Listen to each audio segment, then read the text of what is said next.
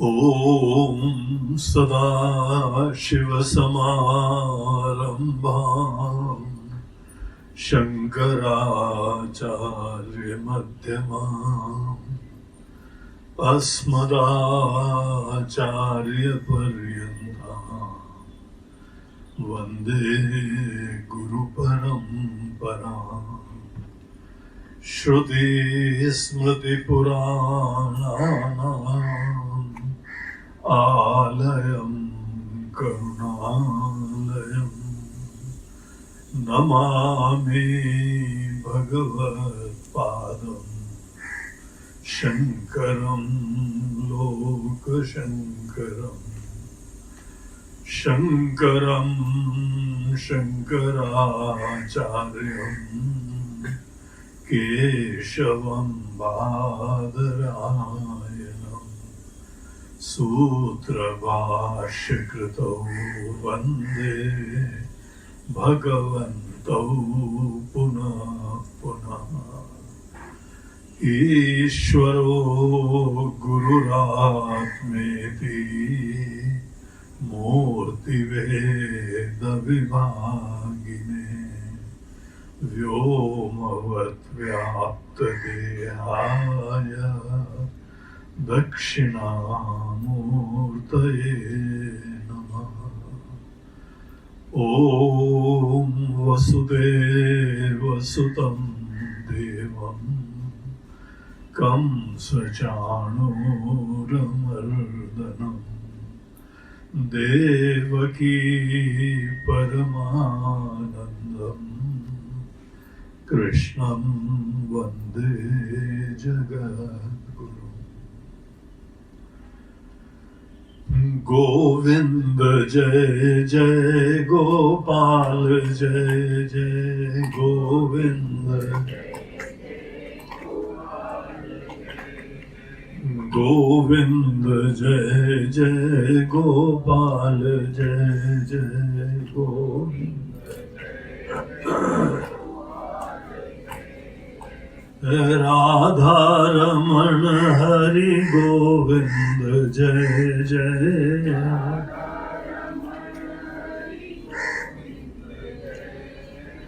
राधा रमण हरि गोविंद जय जय।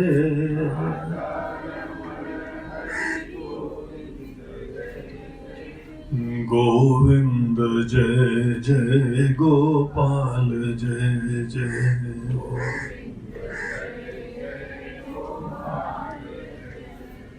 गोविंद जय जय गोपाल जय जय।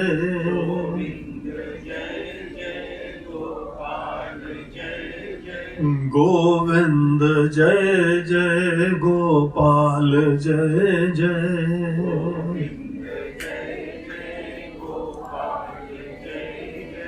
राधा रमण हरि गोविंद जय जय।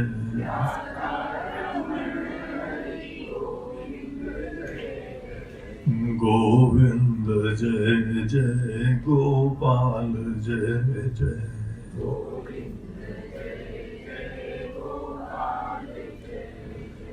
गोविंद जय जय गोपाल जय जय।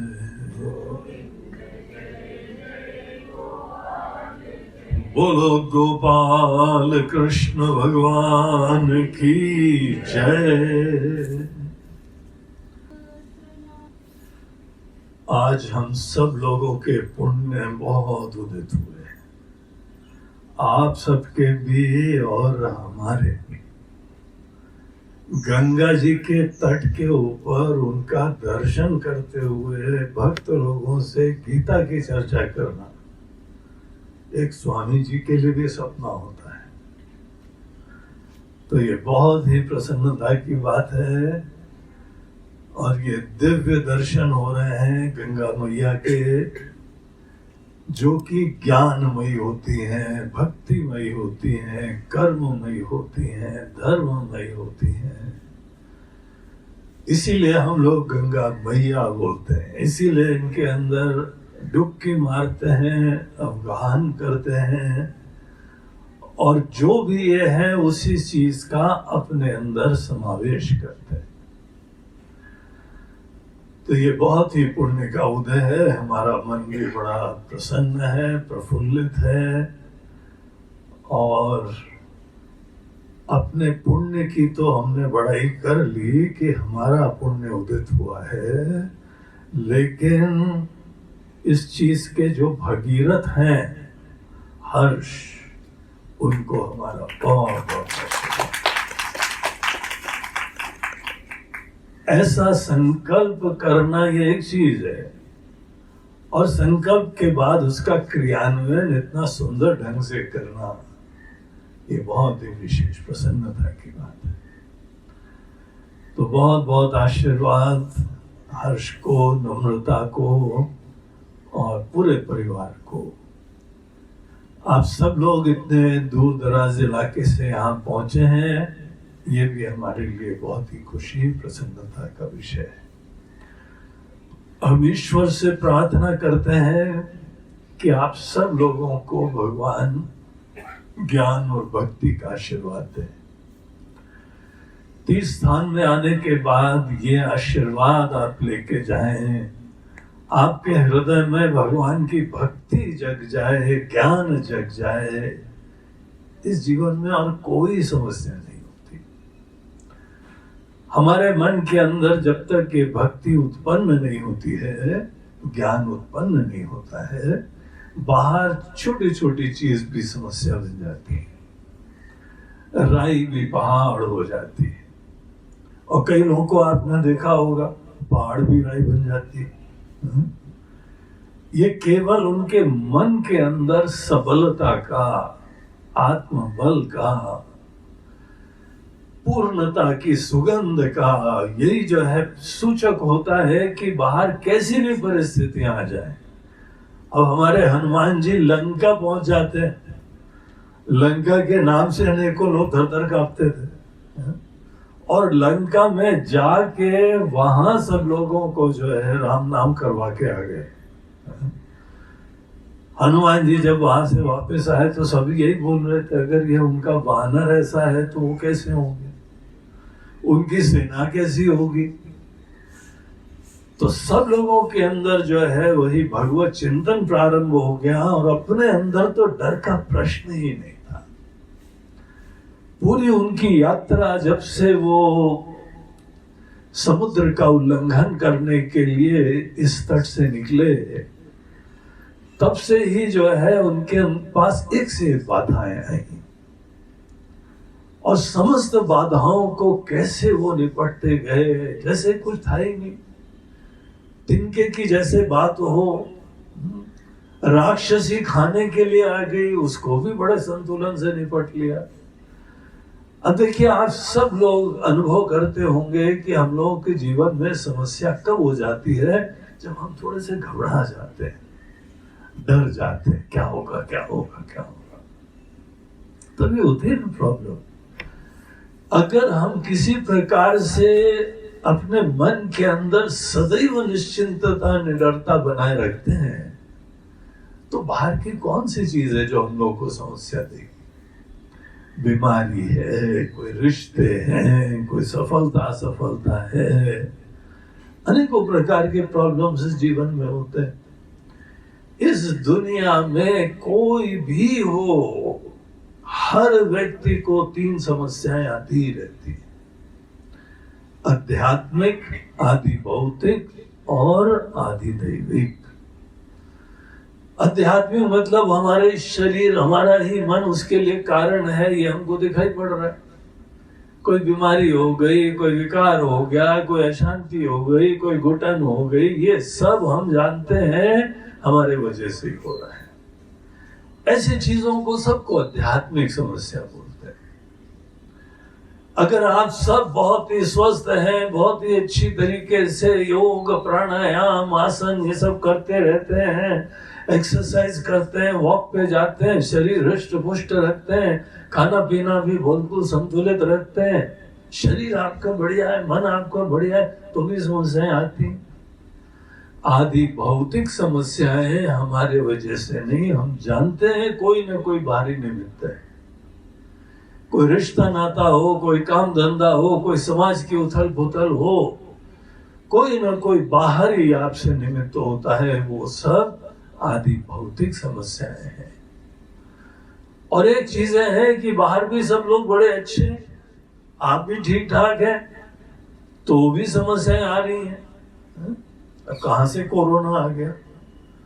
अब कोई अड़ोसी पड़ोसी रिश्ते नाते कोई समस्या नहीं दे रहे हैं, लेकिन एक आदि दैविक समस्या है। ये प्रकोप पूरी दुनिया के ऊपर हो तो उन सब चीजों को बोलते हैं कि ये आदि दैविक समस्या है। कैसी भी समस्या हो, जीवन में जो शरीरधारी होगा, तीनों प्रकार की समस्याएं उसको झेलनी पड़ेंगी। भले राम जी खुद हो, भगवान कृष्ण खुद हो, देखिए उन लोगों का जीवन कितना कठिन रहा है।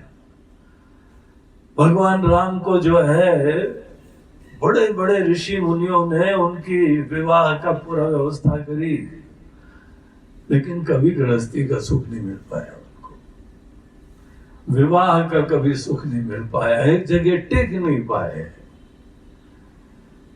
उनको समस्याएं थी, बगैर कारण के वनवास हो रहा है। कितनी अजीब सी बात है। कोई कारण हो, आपने कभी कोई गलती करी हो तो आपको कोई घर से निकाले, देवता तुल्य हो आप, तो भी ऐसे जीवन की परिस्थितियां होती हैं कि आपके ऊपर आक्षेप होते हैं, आरोपण होते हैं। घर हो जाए, ऑफिस हो जाए, समाज हो जाए, कई जगह ऐसे आपके ऊपर आक्षेप और आरोपण होते हैं कि जहर जैसा लगता है। राम जी को भोगना पड़ रहा है।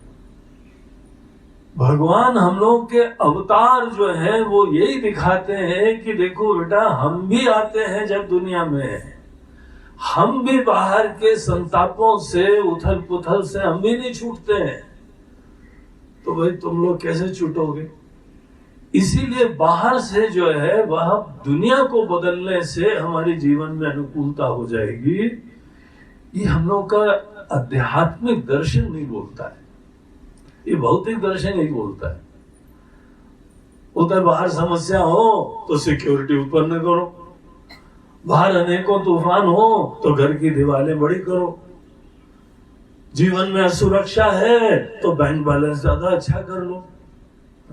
बाहर से कुछ करने से हमारे जीवन में सुख होगा, ये आध्यात्मिक दर्शन वाले नहीं सोचते हैं, ये भौतिक दर्शन वाले सोचते हैं। आध्यात्मिक दर्शन वाले बोलते हैं कि देखो, दो लाइनें हैं, उसमें से जो है वह एक लाइन हमको बड़ी करनी है या छोटी करनी है, बगैर दूसरे को छुए हुए। बोलते हैं देखो, हम अपनी लाइन बड़ी कर दें तो सब छोटी हो जाती है। यही फिलॉसफी अध्यात्म की होती है कि आप सबल बन जाए, आप समर्थ बन जाए। आपका मन जो है कमजोर है, इसलिए हमारे ऊपर सब परिस्थितियां भारी पड़ती है। राम जी को कोई परिस्थिति भारी नहीं पड़ रही है, हनुमान जी को कोई परिस्थिति भारी नहीं पड़ रही है, क्योंकि इतना आत्मबल है। अतुलित बलधामम हेम शैलावदेहम। यही हम लोगों के पूरे अध्यात्म की फिलॉसफी है कि हमको भगवान ऐसा बल दे दे, उसके बाद जीवन के अंदर कैसी भी परिस्थितियां हो सब छोटी पड़ जाती है। हमारे मन के अंदर ये बल हो, सामर्थ्य हो, इसको दो प्रकार से बताया जाता है। एक तो ये है कि देखिए, अर्जुन का ही दृष्टांत लेते हैं, हम लोग गीता में प्रवेश कर रहे हैं। जीवन की एक परिस्थिति में अर्जुन जो है वो टूट जाता है। बहुत बड़ा जनरल था, इतना बड़ा योद्धा था कि उसके नाम लेके अनेकों लोग जो है वह युद्ध कौशल में शिक्षा प्राप्त करा करते थे, प्रेरणा लिया करते थे। लेकिन वो अर्जुन भी एक जीवन की परिस्थिति में टूट जाता है। हाथ उसके कांप रहे थे, पैर कांप रहे थे, आंख से आंसू निकल रहे थे, कंपन हो रहा था। वो खुद गीता के पहले अध्याय में भगवान से बोलता है कि प्रभु चक्कर आ रहा है, हम खड़े नहीं हो पा रहे हैं, हमारे रोमांच हो रहा है, रोए खड़े हो रहे हैं, ऐसी हमको परिस्थिति का अनुभव हो रहा है। और उसने बोला भगवान न युद्ध से हम लड़ाई नहीं लड़ेंगे। जो अर्जुन सपने में भी नहीं सोच सकता था कि हम लड़ाई नहीं लड़ेंगे, उसने अपने जो है वो गांडीवम संस्रते हस्तात् त्वक्चैव परिदह्यते, हाथ उसका जलने लगा, पसीने से चूर हो गया और गांडीव धनुष उसका हाथ से फिसल जाता है। तब भगवान न छोड़ो, काहे के लिए लड़ाई लड़ना? ये लड़ाई हम जो है वो राज्य के लड़ेंगे, गद्दी के लड़ेंगे, और काहे के लिए गद्दी प्राप्त करेंगे? अपने स्वजनों को थोड़ा सा व्यवस्था दे पाए, आराम दे पाए, खुशहाली दे पाए, ये सब चीजें अपने लोगों के लिए करेंगे। और आज इन्हीं लोगों को मारना पड़ रहा है। हमारे ही जो है वह परम आदरणीय पितामह हो गए, हमारे अनेकों रिश्ते नाते हो गए, गुरु द्रोणाचार्य हो गए, उनके ऊपर हाथ उठाने की नौबत आ गई। तो अर्जुन जो है वह ढीला पड़ जाता है, बोलते हैं ये तो अधर्म कर रहे हैं। इन सब चीजों के पीछे भी धृतराष्ट्र की योजना थी। एक कहानी, एक प्रसंग था जो सब लोगों को नहीं पता है। वो क्या हुआ कि महाभारत की लड़ाई जब शुरू होने वाली थी, उससे एक दिन पहले तो इनको जो है वह शकुनी के पुत्र को भेजा गया पांडवों के कैंप में, और इनके पास जाके बोलते हैं कि यार तुम लोग धर्म की लड़ाई लड़ रहे हो। ये कौन सा धर्म है कि अपने स्वजनों को, अपने बड़े बुजुर्गों के ऊपर पे हाथ उठाना? बड़े लोगों का आशीर्वाद लेना चाहिए हमको, उनका जो है वह स्नेह प्राप्त हो, मार्गदर्शन प्राप्त हो, और तुम्हारे अंदर जो है पता नहीं कौन सी कीड़ा आ गया, अपने बड़े बुजुर्गों के ऊपर हाथ उठाने जा रहे हो। तो उन्होंने जो है एक ये दिमाग में आइडिया डाल दिया और फिर चला आया। अब ऐसी कुछ चीजें होती हैं, मन में विचार आ जाते हैं, वो बहुत ही मन को उद्वेलित कर देते हैं। वो डिस्टर्ब हो गए तो सब लोगों ने आपस में बात करी। उन्होंने बोला कि देखो हमको इसका जो है विचार करना चाहिए कि क्या हम धर्म का काम कर रहे हैं, क्या धर्म का काम कर रहे हैं। तो चलो भाई कृष्ण जी से विचार करते हैं। अब कृष्ण जी को भगवान की तरह से नहीं जानते थे, वो तो अर्जुन को बाद में पता लगा, अरे भगवान आप ये हैं। उनका विराट रूप देखा, बोला कि अरे भगवान हमको पता ही नहीं था, कैसे कैसे नाम से बुलाते थे, हे मित्र, हे यादव, हे सखा, इस नाम से आपको बुलाते थे, और आप साक्षात परमात्मा, परब्रह्म परमेश्वर। भगवान क्षमा करिए। ऐसी भावना उसकी 11वें अध्याय में जब विराट रूप का दर्शन हुआ, तब ये सब उसके उद्गार निकल रहे थे। तो शुरुआत में तो पता नहीं था, बस इतना ही बड़े अच्छे संतुलित मार्गदर्शन अगर जीवन में चाहिए तो इनको बुला लो, इनके साथ जो है मीटिंग कर लो, इनको खाने पे बुलाओ, और साथ साथ जो है वो सब चर्चाएं कर लो। बहुत ही बैलेंस्ड विचार है उनके। तो ऐसी मुसीबत में भी उनको बुलाया गया, बोलो कि भगवान आपसे कुछ चर्चा करनी है। तो हम लोगों के मन के अंदर ये विचार आ रहा है कि हम धर्म कर रहे हैं कि अधर्म कर रहे हैं। धर्म तो जो है वह सबके हित के लिए, विशेष रूप से हमारे जो बड़े बुजुर्ग होते हैं, हमारा कुल धर्म होता है।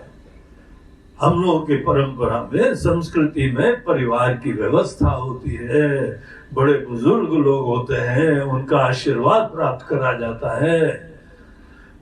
हम तो सब अधर्म कर रहे हैं, अनजाने में पता नहीं कौन से धर्म की परिभाषा के चक्कर में हम तो इन लोगों के ऊपर हाथ उठाने जा रहे हैं।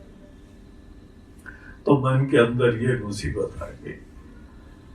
भीष्म पितामह जी के प्रति तो हमारे मन के अंदर प्रगाढ़ आदर है। हमारे दादाजी हैं, बाबा जी हैं, पितामह हैं, उनके हम गोद में खेले, ऐसे पितामह के जो है वो ऊपर हम कैसे हाथ उठाए? तो भगवान ने बोला ऐसा ऐसा करो। बहुत बढ़िया उनका एडवाइस होती थी। भगवान कृष्ण के चरण पकड़े रहने चाहिए, बहुत बढ़िया कि जीवन में आपका कल्याण होएगा। कोई समस्या हो तो भगवान का विचार करो और प्रश्न रखो, समाधान तत्क्षण मिल जाता है। तो उन्होंने बोला कि ऐसा करो, तुम लोग जाओ इनके कौरवों के कैंप में, और वहां पे जिधर भीष्म पितामह जी हैं उनके टेंट में जाना, उनके जो है क्षेत्र में जाके उनका आशीर्वाद लेना। अगर तुम अधर्म कर रहे होगे तो वो तुमको मना कर देंगे, देख लेना। वैसे भी हमारे वहां बड़ों का आशीर्वाद तो लेना ही चाहिए। तो बोला हाँ ये बात तो सही है, खरी बात खरी बात। बोला ठीक है खरी बात, जाओ भाई। तो सब लोग गए और भीष्म पितामह जी के पास उनका आशीर्वाद लेने पहुंचे। उनके आते ही वो समझ गए कि किसने भेजा होगा और किसके अंदर ये दिमाग आ सकता है, ये प्रेरणा आ सकती है। तो मुस्कुराए, बोलते हैं कि हम समझ गए तुमको यहाँ पे बड़ी अच्छा उपदेश मिला है, बड़ों से आशीर्वाद लेने का, ये कौन दे सकता है। अब तुम लोग आए हो और लड़ाई के लिए हमारा आशीर्वाद लेने आए हो। सोचो तो, यहाँ पे इस दुनिया में ऐसा कोई नहीं है जो हमको हरा सके। इच्छा मृत्यु का वरदान है हमारे पास। तो जिसके पास इच्छा मृत्यु का वरदान है, और जहां पे द्रोणाचार्य जी जैसे गुरुदेव हैं, खासकर जो है यह युद्ध विद्या के, कर्ण जो है वो भी बहुत बड़े योद्धा थे, दुर्योधन भी कम नहीं था, एक से एक बहुत महान योद्धा लोग। बोलते हैं इनके बाद बाकियों को तो शायद तुमने पढ़ लो, हमारा तो कोई चांस ही नहीं है। जब तक हम इच्छा न करें तब तक तो हम जाएंगे ही नहीं। लेकिन तुम आए हो, हमसे आशीर्वाद लेने आए हो, तो हम ठीक है तुमको विजयी होने का आशीर्वाद देते हैं। तो भीष्म पितामह जी ने इनको विजयी होने का आशीर्वाद दिया। तो भगवान कृष्ण ने पूरी ट्रेनिंग दे रखी थी, बोला वो देंगे। उसके बाद जो है तुमको क्या पूछना वो भी हम बता देते हैं। तो बोला जब वो बोलेंगे विजयी हो तो पूछ लेना कि पितामह आपको कैसे जीता जाएगा, विजयी होने का आशीर्वाद तो दे दिया है, लेकिन ये संभव कैसे होगा। तो वो जहां प्रश्न पूछा तो फिर मुस्कुराए, बोलते हैं कि देखो बहुत ज्यादा तो हम नहीं बोल सकते, हमारी भी मर्यादाएं हैं और हमारी निष्ठाएं हैं। हमारी निष्ठा जन्म पर्यंत, मृत्यु पर्यंत, बल्कि वो केवल इन्हीं के साथ रहेगी। हमने प्रतिज्ञा करी है कि जो इस गद्दी पे बैठेगा हम उसका साथ निभाएंगे। इसीलिए हमारी प्रतिज्ञा भी है, हमारा निश्चय है कि यहाँ पे जो भी बैठे, अब ये दुनिया को शिक्षा लेनी चाहिए कि हमारा संकल्प कभी भी जो है वह गद्दी के लिए, कुर्सी के लिए और पद के लिए कभी नहीं होना चाहिए। ये भीष्म पितामह के जीवन की शिक्षा है। वो सबको ये बताते थे, बोलते हैं देखो अगर किसी के प्रति निष्ठ होना है तो कभी कुर्सी के लिए नहीं करना, गादी के लिए नहीं करना, धर्म के लिए करना। जो धर्म का पथ पकड़ेगा, जो उसका आश्रय लेगा, हम उसका साथ निभाएंगे। हमने उल्टा काम कर दिया कि जो भी गादी पे बैठेगा हम उसका साथ निभाएंगे। अब ये कौन दुष्ट आके बैठे हैं, अविवेकी, आंखों से ही नहीं अकल से भी अंधे, वो बैठे हैं, लेकिन हम प्रतिज्ञा में बद्ध हैं। और हमारा चरित्र, हमारे मूल्य ऐसे हैं कि प्राण जाए पर वचन न जाए। एक बार हमने संकल्प ले लिया तो जीवन भर संकल्प निभाते हैं। ये केवल राम जी ही नहीं, केवल भीष्म पितामह नहीं, ये हम लोगों की पूरी संस्कृति का लक्षण होता है। यहाँ पे एक व्यक्ति जो है, देखिए, एक संबंध होता है, शादी होती है, जीवन भर निभाते हैं। विदेश जाएं, सब लोग देखते ही हैं, बोले कि हाँ ये हमारी 5वीं है, हम इसके छठे हैं। निश्चिंत निसंकोच बोलते हैं। उन लोगों को कोई, उनके समाज में शर्म ही नहीं आती, संकोच ही नहीं होता है, कोई अटपटा नहीं लगता है। हम लोग के वहां देखिए संस्कृति वही जो है चला आ रहा है कि एक बार वचन दिया है तो उसको निभाएंगे। उतार चढ़ाव तो आते ही आते हैं, सुख दुख तो आते ही आते हैं, आदमी को अपना संकल्प का निर्वहन करना चाहिए। तो उन्होंने बोला है कि देखो, एक बार हमने गादी के लिए अपना वचन दे दिया है, अब हमको तो निभाना है। तो इसीलिए जीवन जब तक हम कर सकेंगे हम लड़ेंगे, लेकिन हाँ तुमने भी पूछा है और हमने आशीर्वाद भी दे दिया है, विजयी भव। इसीलिए हम तुमको संकेत कर देते हैं, एक सीक्रेट बता देते हैं तुमको कि हमारे अनेकों सिद्धांतों में से एक ये भी सिद्धांत है, कभी महिला के ऊपर हाथ नहीं उठाना है। देखिए भीष्म पितामह जी कैसी भारतीय संस्कृति के अनेकों मूल्यों के जीते जागते प्रतीक थे। यहाँ महिलाओं के प्रति कैसी दृष्टि होती है, होनी चाहिए, हमारे मनुष्यों के अंदर थी। हमारी देवियों को जो पूजा जाता है, इनके ऊपर हाथ नहीं उठाते भाई, ये हमारा एक सिद्धांत है। अब ज्यादा व्याख्या मत पूछना, इससे ज्यादा हम नहीं बताने वाले, वो समझने वाले समझ जाएंगे, उनको बता देना। जिन्होंने तुमको भेजा है ना, हम जानते हैं किसने भेजा है। तो उनके पास ये संदेशा दिया गया तो पता लगा कि हाँ एक व्यक्ति थे जिनका जो है वह सेक्स परिवर्तन का जमाना उस समय भी था, वो हुआ था। बोला कि ये बेसिकली भले यहाँ पे पुरुष बन के आए हो, ये महिला है और इसको जीवन भर महिला देखेंगे, इसके ऊपर हाथ नहीं उठा सकेंगे। भले मर जाएंगे, भले जीवन खत्म हो जाएगा। भीष्म पितामह जी को मरने की कोई चिंता ही नहीं थी, ना यश ना कीर्ति, कुछ नहीं, वचन दे दिया, निभाएंगे बस। कोई एग्रीमेंट की जरूरत नहीं, कोई स्टैम्प पेपर लाने की जरूरत नहीं।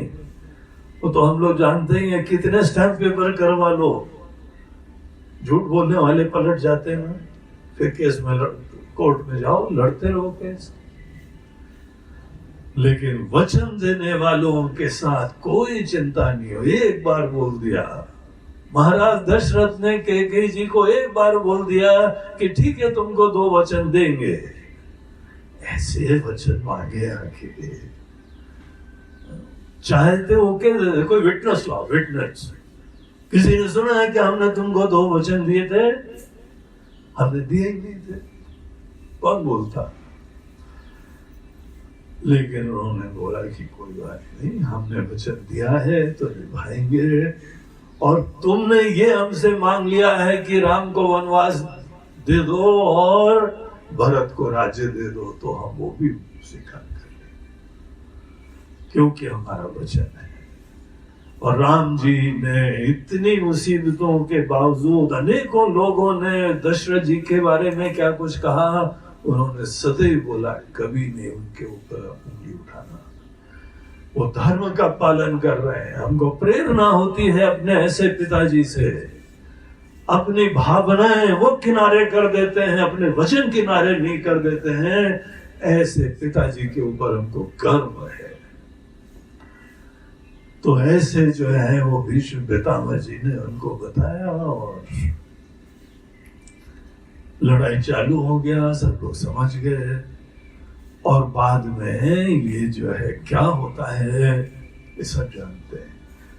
यद्यपि ये पूरी घटना शुरुआत में घटित हो गई थी, लेकिन तो भी अर्जुन की इतनी तीव्र भावना अपने बड़ों के प्रति थी।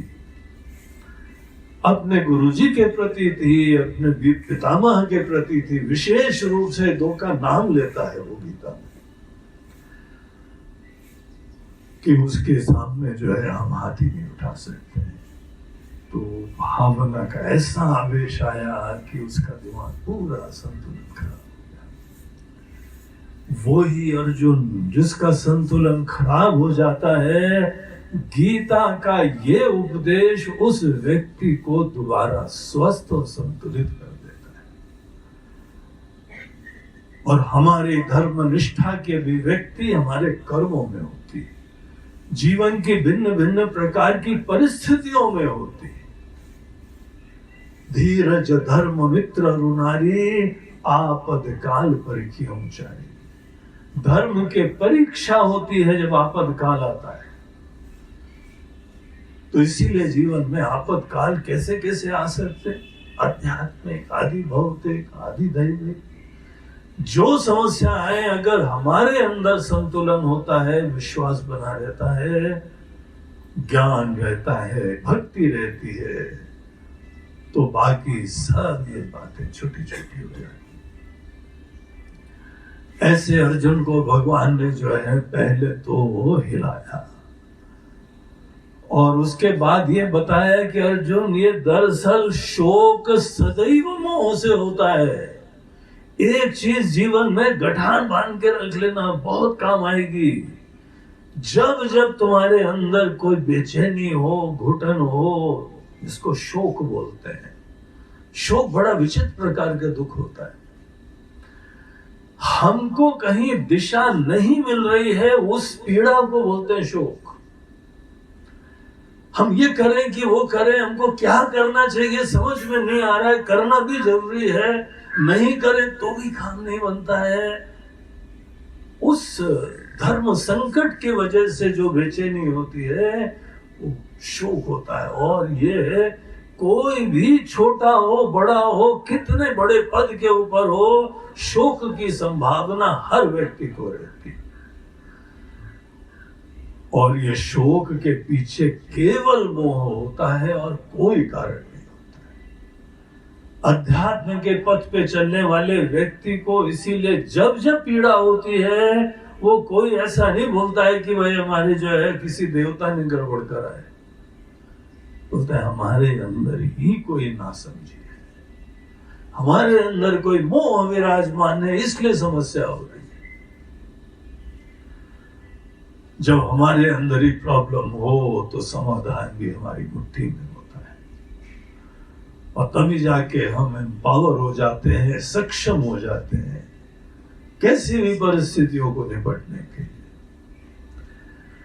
तो अर्जुन को भगवान ज्ञान देते हैं कि अर्जुन, सच्चाई है कि तुम अपने आप को जानते नहीं हो, तुम गलत जानते हो, तुम अपने आप को जीव समझ रहे हो, एक व्यक्ति समझ रहे हो, यहीं पे कुछ गड़बड़ है। अनेकों लोग पूरा जीवन खत्म हो जाता है, इसके ऊपर विचार ही नहीं करते हैं कि हम एक छोटे से व्यक्ति हैं क्या, कि हम कुछ और भी हैं। हम एक दिन ये व्यक्ति बने थे, उससे पहले भी हम थे ना। आपने एक दिन ये शरीर धारण करा, एक दिन आप एक व्यक्ति बने, उससे पहले जीरो थोड़ी थे, उससे पहले भी थे ना कुछ। क्या थे उससे पहले? इसी को आत्मज्ञान बोलते हैं। उस यथार्थ को, उस रहस्य को समझ पाना कि हमने ये जीवन प्रारंभ करा है, शरीर धारण करा है, जीवत्व धारण करा है, इससे पहले हम क्या थे। वो जो अंधकार में, अज्ञात में रहस्य विराजमान है, आत्मज्ञान उसको ही अनफोल्ड कर देता है। भगवान कृष्ण ने अर्जुन को उसके प्रॉब्लम का ये कारण बताया। देखिए गीता का 2 अध्याय 2nd चैप्टर में इतने सारे उन्होंने श्लोक दिए ये बताने के लिए, केवल तुम्हारे अंदर आत्मज्ञान नहीं है अर्जुन, इसलिए प्रॉब्लम हो रही है। हमारा विश्वास करो। और ये आत्मज्ञान की प्राप्ति के लिए, अपने अंदर वो रहस्य जानने के लिए तुमको पहले तैयारी करनी चाहिए। और उस तैयारी के लिए कर्म का क्षेत्र परम आवश्यक होता है। न कर्मणा मनारंभात नैष्कर्म्यम पुरुषोष्णुते, बगैर कर्म के क्षेत्र में जाए हुए आदमी जो है वह अपने मन को सुंदर नहीं बना सकता। देखिए हम लोग हनुमान चालीसा पढ़ते होंगे ना, हनुमान चालीसा के प्रारंभ में भी यही गोस्वामी जी ने कहा कि मन मुकुर सुधार श्री गुरु चरण सरोज रज, निज मन मुकुर सुधार।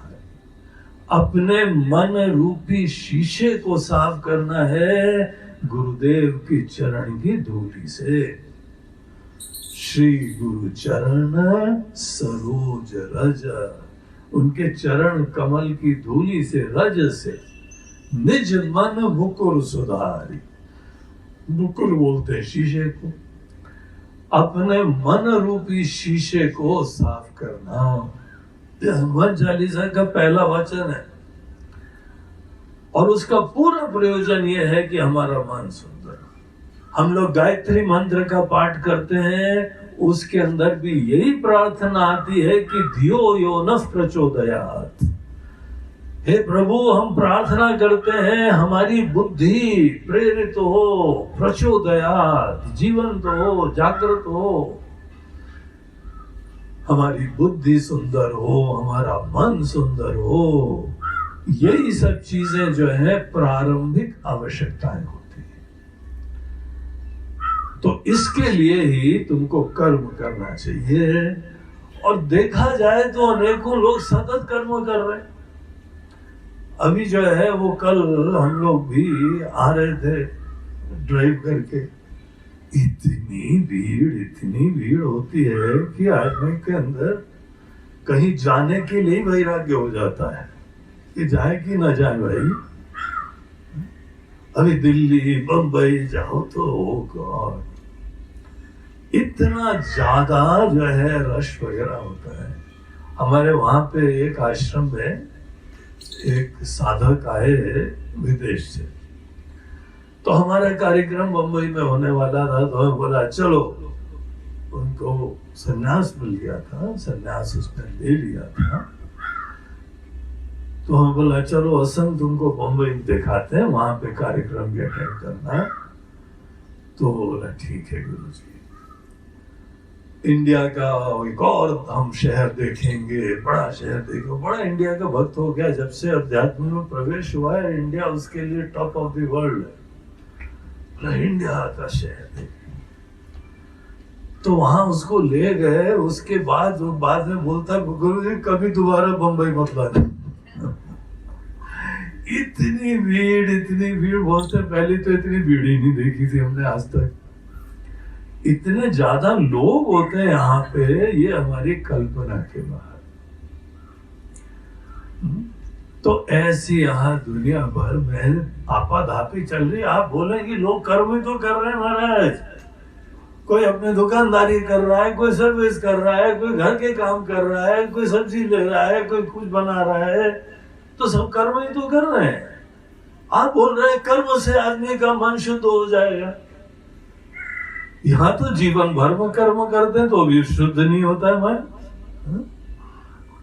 एक जगह हम लखनऊ में किसी फैक्ट्री में गए, वो सज्जन थे, वो वहां काम करते, तो बोलते हैं स्वामी जी हमारी फैक्ट्री में है, आपके चरण पड़ेंगे तो फैक्ट्री शुद्ध हो जाएगी। हमने बोला देखो इस चक्कर में मत रहना, चरण वरण पड़ने से कोई शुद्ध हो जाती तो हम उछलते रहते चारों तरफ, कूदते रहते शुद्ध हो जाए, उससे कुछ नहीं होता है। वहां पे किसी को समझ में आए बातें, तो वहां गए तो एक बहुत बड़ा बोर्ड लगा हुआ था, स्कूटर्स इंडिया करके है वहां पे फैक्ट्री।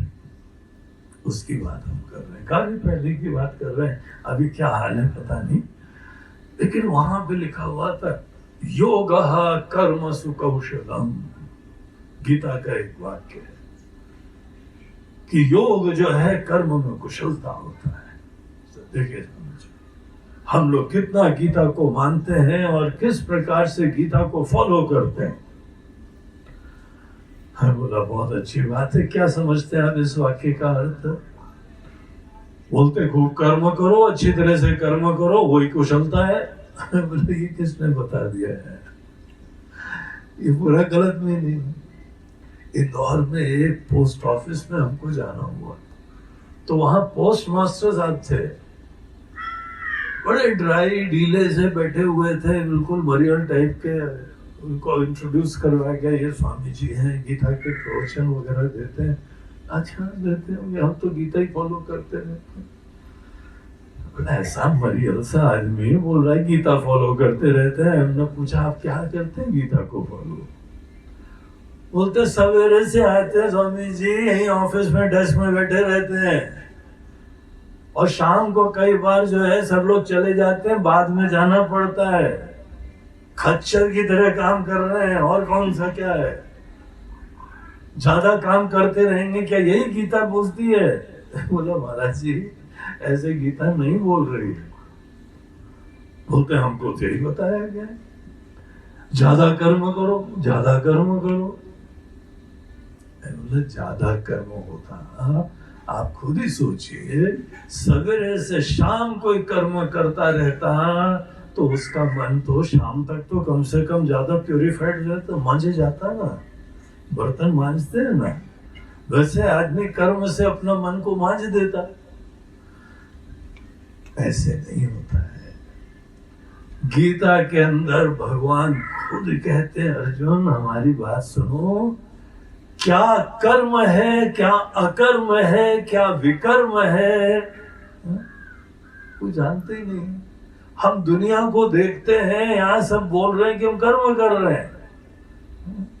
किम कर्म किम कर्मेति कवयो तत्र मोहिता तत्ते कर्म प्रवक्ष्यामि यज्ञात्वा मोक्ष से शुभात्। इसलिए हम तुमको ये कर्म के रहस्य बता रहे हैं, क्योंकि कर्म होता क्या है कभी सोचा तुमने? हाथ पैर चलाने को कर्म बोलते हैं क्या? खूब ज्यादा मेहनत करने को कर्म बोलते हैं? फिर तो हमारा भैंसा भी बहुत कर्म करता है, खच्चर भी बहुत कर्म करता है, बैल भी बहुत कर्म करते हैं। और देखिए कहीं शक्कर वक्कर डाल दीजिए, चींटियां कितनी जल्दी से आ जाती है ना, एकदम दो अपनी डंक उठाए हुए तेजी से दंदनात हुई एक जासूस आती है, सबको खबर देती है, वो पूरी पलटन ले जाती जाके। डेडिकेटेड होके काम करते रहते हैं। कर्म ज्यादा करना कोई योग नहीं होता है। भगवान बोलते हैं कि अर्जुन तुम कर्म अच्छी तरह से करना सीखो, बहुत कल्याणकारी होगा। तुम्हारी भक्ति भी उसी में हो जाएगी, तुम्हारी पूजा भी उसी के अंदर हो जाती है। लेकिन तुमको ये समझना चाहिए कि किसको बोलते हैं कर्म करना। ये विश्वास रखो कि कर्म को पूजा बनाया जा सकता है। आपके छोटे छोटे कर्म, उठना बैठना, खाना पीना, घर की साफ सफाई करना, ऑफिस जाना, खेती करना, गार्डनिंग करना, कोई भी कर्म हो। अब देखिए हम लोग पूजा जब करते हैं तो क्या करते हैं? ये षोडश उपचार होते हैं। भगवान को स्नान कराते हैं, भगवान को कपड़े लत्ते पहनाते हैं, भगवान को श्रृंगार करते हैं, उनको टीका लगाते हैं, फिर सुंदर सुंदर प्यारे प्यारे कपड़े पहनाते हैं। उनके छोटे छोटे से माले होते हैं, मुकुट होते हैं, वो पहनाते हैं। यही दैनंदिन के कर्म तो करते हैं उनके लिए। फिर उनको भोग चढ़ाते हैं, उनको जो है वह बढ़िया सा नैवेद्य वो चढ़ाते हैं। खुद भी खाने के पहले थाली लगा के भगवान के पास लाते हैं, और उसको भी जो है भोग लगाया जाता है। यही तो दिन भर हम लोग करते हैं, खाना पीना, उठना बैठना, कपड़े लत्ते। पूजा में यही चीजें जो है मन को पवित्र करने वाली हो जाती है। और दैनंदिन हम लोग यही काम कर रहे हैं, तो हो सकता है वो उसमें वो भावना आ रही है कि नहीं आ रही है। इसीलिए वो रहस्य सबको एक बार पता लग जाए कि कर्म को कैसे पूजा बनाए। गीता के स्टूडेंट के लिए कर्म छोड़ने की जरूरत नहीं होती है। न घर छोड़ना, न जिम्मेदारी छोड़ना, न रिश्ते छोड़ना, इन्हीं कर्मों के अंदर भक्ति भावना का समावेश करना, वो इसके अंदर प्राथमिकता होती है। तो यहाँ पर भगवान कर्म को ऐसा महत्व देते हैं। गीता के प्रारंभिक अध्यायों में, चौथे अध्याय में वो कर्म को पूजा बनाने की विधि बताते हैं। तीसरे, चौथे, पांचवें अध्याय में कैसे कर्म को योग बनाया जा सकता है। बहुत ही सुंदर चीज है, बहुत कल्याणकारी चीज है, जो हमारे विचार में तो पूरी दुनिया को चीख चीख के बतानी चाहिए, सबका कल्याण हो जाए। इतनी बढ़िया विद्या है कि कहीं पर उसको छोड़ छाड़ के जाना नहीं है, और इसी कर्म को इतना सुंदर बना दो, प्रोडक्टिव बना दो, दक्षता उत्पन्न हो जाए, बाहर कर्म भी अच्छा हो और मन भी सुंदर जो है बनता जा रहा है। इसी को बोलते हैं सोने में सुहागा। तो गीता ऐसी विद्या देती है, और फिर यही प्रक्रिया चलती चलती फिर जो है वह 10वें अध्याय में भगवान बोलते हैं, देखो पूजा में एक चीज प्रदान होती है कि तुम ईश्वर को देखना सीखो, ईश्वर को जानना सीखो, ईश्वर को मानना सीखो। बगैर ईश्वर को जीवन में लाए हुए, हृदय में लाए हुए पूजा थोड़ी हो सकती। कोई बहुत आदरणीय है, बहुत ही गुणवान, जैसे हनुमान चालीसा के प्रारंभ में बोलते हैं ना, जय हनुमान ज्ञान गुण सागर। तो कोई ज्ञान का सागर, कोई गुण का सागर, कोई शक्ति का सागर, ऐसे को जीवन में जानना ये पहले बहुत आवश्यक होता है। इसका ज्ञान मिल जाना ही सत्संग होता है। एक बार किसी को भी पता लग जाए कि ओ गॉड ऐसे हैं, इतने ज्ञानवान, शक्तिशाली, गुणवान, तब अपने आप ही सर झुकने लगता है, प्रणाम होने लगता है, वंदन होने लगती है। और जो ऐसे परमात्मा को जानता नहीं है ना, वो भक्ति नहीं कर पाता है, वो स्वार्थ के लिए जीता है। हमने जो करा, मैंने ये प्राप्त कर लिया, मैंने वो प्राप्त कर लिया, उसकी पूजा मैं के लिए होती रहती है। और जो एक बार परमात्मा को जान जाता है, यही सब कर्म किसी और की खुशी के लिए हो जाते हैं। तो ये जो एक ट्रांसफॉर्मेशन है, ये एक परिवर्तन है, इसको गीता के प्रारंभिक अध्यायों ने करा। 10वें अध्याय में भगवान बोलते हैं, देखो तुम चारों तरफ घूमो और ईश्वर की विभूतियां देखो, अनेकों ग्लोरियस चीजें देखो और उसको ईश्वर से जोड़ो। पहाड़ों में हिमालय देखो, नदियों में गंगा देखो, और इनका दिव्य प्रभाव देखो, तब इसकी महिमा पता लगेगी। अनेकों चीजें जो जो दिव्य है, उन चीजों को पहले देखो और उससे भगवान की याद करो। ईश्वर को देखने की प्रक्रिया 10वें अध्याय भगवान ने चालू करी। फिर 11वें अध्याय में अपना विश्व रूप का दर्शन कराया अर्जुन को। अर्जुन ने भगवान से बोला कि प्रभु, आप बोलते हैं कि आप अनेकों चीजों में दिव्य रूप से विराजमान हैं, आपका वो दिव्य रूप हम देखना चाहते हैं। भगवान, अगर संभव हो, अगर कृपा हो जाए, हमको अपना वो दिव्य रूप दिखाइए। भगवान ने बोला, अर्जुन, इन तुम्हारी चक्षुओं से वो दिव्य रूप नहीं देखा जाता है। विश्व रूप का दर्शन तुम्हारी आज की नजरों से नहीं देख पाओगे, तुमको नजरें कोई बदलनी पड़ेगी। वो तुमको आज चलो हम थोड़ी देर के लिए प्रदान करते हैं, टेम्परेरली रिटर्नेबल, ऐसी दिव्य चक्षु प्रदान करते हैं जिससे तुम विश्व रूप का दर्शन करो। और भगवान ने जो है वहां अर्जुन के ऊपर कृपा दृष्टि डाली और अर्जुन को एकदम चारों तरफ दुनिया में अनेकों विविध नाम रूपों में दिव्य सत्ता हर जगह देखने लगी, अनुभव होने लगा। पूरा ब्रह्मांड उसी दिव्य शरीर के अंदर विराजमान था। उसी के अंदर ब्रह्मा विष्णु महेश दिखाई पड़े। सृष्टि हो रही है, सृजन हो रहा है, स्थिति हो रही है, विनाश हो रहा है। यहां तक कि उसको भगवान का वो मृत्यु का रूप भी दिखाई पड़ा कि विकराल मुंह खुला हुआ है और उसके अंदर जो है सब चलते चले जा रहे। तो ये सब अर्जुन ने जब देखा तो एकदम स्तब्ध हो गया। वहीं अर्जुन ने भगवान से वो बार बार क्षमा प्रार्थना करी, भगवान सो सॉरी, हमको पता नहीं था आप कौन है, हमने आपको किस किस नाम से बुलाया है, आपको एक सामान्य व्यक्ति सोचा, आज हमको पता लगा आप हैं कौन। तो ये 11वें अध्याय की कहानी थी। और 11वें अध्याय के बाद फिर ये हमारा भक्ति योग आता है, जिसको हम लोग यहाँ पे थोड़ा सा संक्षिप्त में अध्ययन करेंगे। 12वें अध्याय का प्रारंभ जो है वह अर्जुन के प्रश्न से होता है।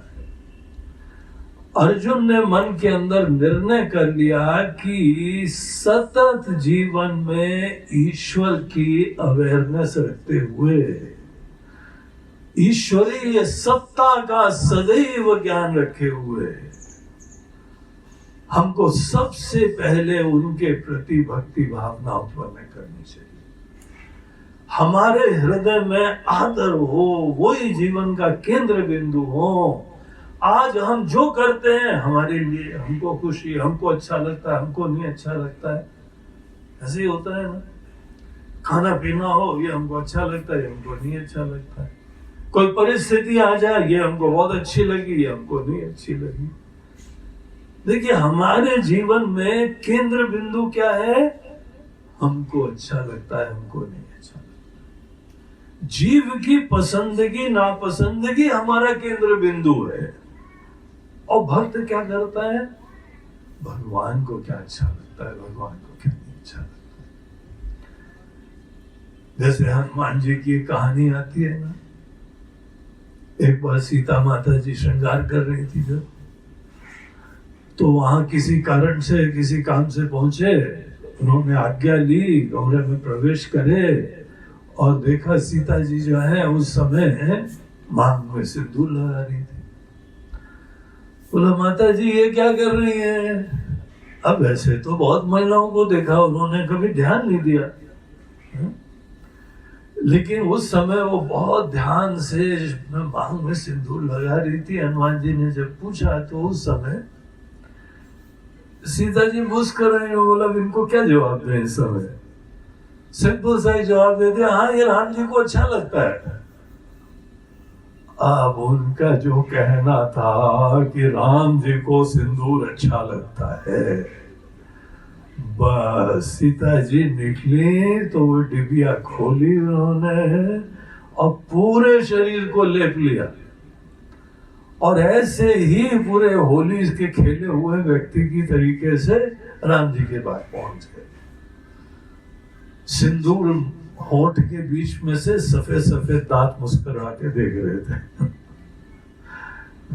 बाल अवर कि भगवान आपको अच्छा लगता है तो फिर बस हमको अच्छा लगता है, दूसरा कोई हमारी अलग पसंदगी है नापसंदगी नहीं है। बड़ा सिंपल सिद्धांत है, फंडा है हमारा। जो आपको अच्छा लगे वो हमको अच्छा लगता है, जो आपको नहीं अच्छा लगे हमको नहीं अच्छा लगता। तो राम जी ने पूछा, क्या हो गया हनुमान जी, ऐसे कैसे आए हो? तो उसने, भगवान हमको आज एक सीक्रेट पता लग गया है, आपको सिंदूर बहुत पसंद है, बस आपको पसंद है, आज से सिंदूर हमको पसंद है। अब सब भक्त लोग जान जाओ, हनुमान जी को सिंदूर पसंद है। उन्होंने घोषणा कर दी। वह लगे हुए हमारे सब भक्त लोग, सब हनुमान जी के मंदिर में सिंदूर का श्रृंगार करते हैं आज। एक बार अकबर और बीरबल भोजन कर रहे थे बैठ के, तो उस दिन खाने में बैंगन बना था और बहुत बढ़िया बनाया था। उनके खानसामे ने, कुक ने उनका इतना लजीज बैंगन बनाया था कि एकदम बादशाह से भी रहा नहीं गया। वो तारीफ करे, बोला वाह क्या बात है, कौन सी सब्जी है, इतनी बढ़िया बनी है, बिल्कुल मलाई जैसी बनी है। तो उनको बताया गया, महाराज जी बैंगन का एक है रेसिपी है, ये बैंगन है। तो अच्छा बैंगन इतना बढ़िया होता है। तो उन्होंने जो है खानसामे को भी जो है तारीफ करी, उनको इनाम भी दिया। और उस समय जब इतने प्रसन्न प्रफुल्लित थे वो, तो बीरबल भी खुश। बीरबल ने बोला, महाराज जी आपको एक बात बताए, आपने कभी देखा है कि बैंगन जो है ना सब्जियों का राजा होता है? नहीं, तो मैं नहीं सुना भाई, तुम ही बता रहे हो ये आज सिद्धांत हमको, सब्जी ज्ञान। बोलते हैं आप ध्यान से देखिएगा, बैंगन जो है ना उसके सिर पे मुकुट होता है, नीचे मोर पंखी जैसी होती है, ऊपर से जो है यो निकला रहता है। आप रख के देखना कि बादशाह बैठा हुआ ऐसे दिखाई पड़ता है, सब मूली टमाटर के बीच में एक बैंगन रख के आप ध्यान देना, अलग ही चमकता है, वही एकमात्र मुकुटधारी है। बीरबल के तर्क सुन के बड़े खुश हो जाते हैं, बोलते हैं हाँ भाई बात तो सही है। बोलते जब राजा हो तो खाना भी अच्छा ही बनेगा ना, बनाने वाले की भी तारीफ है लेकिन बैंगन की भी तारीफ है। हमारा हाँ भाई वाह वाह क्या बात है बीरबल। तो खूब बढ़िया से आनंद से भोजन हुआ। और उसके उपरांत खानसामे ने भी सुन लिया था कि बहुत स्तुति हो रही है बैंगन की। तो दूसरे दिन फिर से बोला बैंगन बनाया जाए। अभी बादशाह लोग बड़ी बिगड़ी औलादे होते हैं, एक ही सब्जी 2 दिन रेगुलर खाओ तो फिर उच्चाटन हो जाता हो, लेकिन उन्होंने फिर से बैंगन बना दिया और बहुत बढ़िया बनाया था। लेकिन बादशाह बोलते हैं कि क्या ये बैंगन सब्जी है, क्या बेकार बनी है। तो बैंगन ही है महाराज। बोलते हैं बैंगन है तो क्या हुआ, बेकार सब्जी बनी है। तो इत्तेफाक से बीरबल बैठे हुए 2 दिन भी भोजन पे। बोलते हैं हाँ महाराज क्या बैंगन है, बैंगन में कोई सब्जी होती है। बोलते हैं कि बीरबल कल क्या तुम स्तुति कर रहे थे, याद है तुमको? बैंगन जो है सब्जियों का राजा होता है और ऐसा होता है, और आज तुम्हारी बोली बदल गई। क्या होता है बैंगन? बोलते हैं महाराज जी बैंगन शब्द बनता है, जो बेगुण होता है उससे बैंगन बनता है। बोला ये कहां से निकाल के लाए? बोला ये महाराज जी हमने सुना बुजुर्गों से, बेगुणत्वाद बैंगनहा। बोलते अच्छा, बोलते पेट पहने के लोटे, कल वहां लुढ़क गया आज यहाँ लुढ़क रहे हो, कल उसकी तारीफ कर रहे थे आज इसकी निंदा करने लगे हो। तो बीरबल हाथ जोड़ के बादशाह से बोलते हैं महाराज जी क्षमा प्रार्थना है, लेकिन हम आपके सेवक हैं, बैंगन के थोड़ी हैं। आपको जिस दिन पसंद तो उस दिन यहां से स्तुति निकलेगी, हमारी बुद्धि उसी तरह से काम करेगी। आपको नहीं पसंद है तो हम उसी चीज की उपेक्षा कर देंगे, उसमें हम दोष देख लेंगे, उसकी निंदा करेंगे। बोला वाह बीरबल तुमसे कोई नहीं जीत सकता भाई, बिल्कुल सही बात है, यही भक्त करता है, जो भगवान को पसंद है वो हमको पसंद है। जब हम लोग भोजन खाते हैं उस समय देखिए सामान्य मनोवृत्ति यही रहती है, हमको पसंद हमको नहीं पसंद।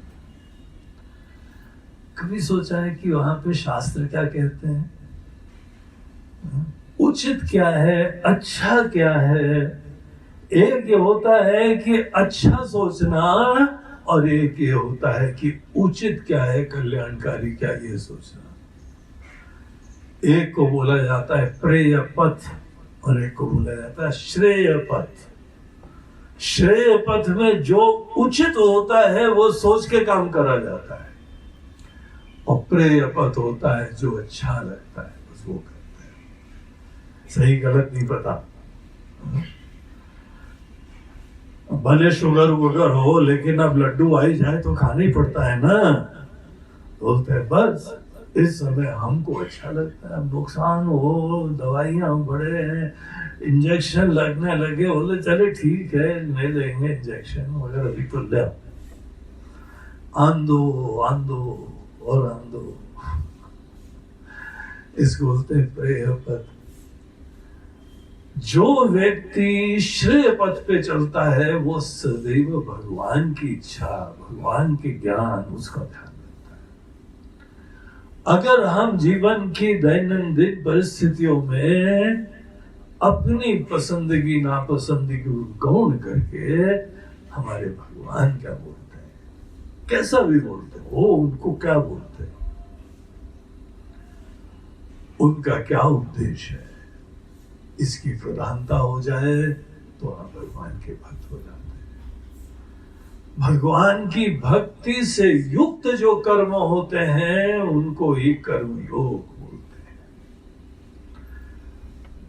और प्रत्येक कर्म में हमको अपनी भक्ति का परिचय, ईश्वर की महिमा का परिचय, ईश्वर के ज्ञान का परिचय वो सदा देना चाहिए। तो अर्जुन के मन के अंदर एक निर्णय हो गया 11वें अध्याय के बाद, 12वें अध्याय के पहले, कि हमको अब किसी तरीके से भक्ति प्राप्त करनी है। एक बार निश्चय हो जाए कि भगवान की भक्ति का आशीर्वाद हमको मिल जाए।